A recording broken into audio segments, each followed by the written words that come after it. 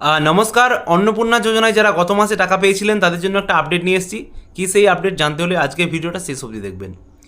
অন্নপূর্ণা যোজনায় যারা জুন মাসে টাকা পেয়েছিলেন কিন্তু এখনও অবধি অনলাইনে ফর্ম ফিল আপ করেননি, তাদেরকে অবশ্যই আগামী 25 তারিখের মধ্যে কিন্তু অনলাইন ফর্ম ফিল আপ প্রক্রিয়া সম্পন্ন করতে হবে। যদি না করতে পারেন সেক্ষেত্রে কিন্তু আপনাদের জুলাই মাসে টাকা অ্যাকাউন্টে ক্রেডিট না হতেও পারে।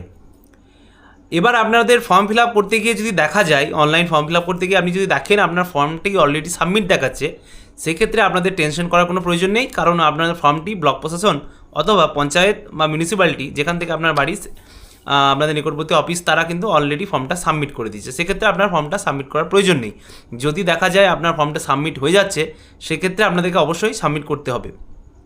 যদি না করেন তাহলে কিন্তু আপনাদের জুলাই মাসের যে টাকাটা আপনারা পাবেন সেটা কিন্তু ক্রেডিট হবে না।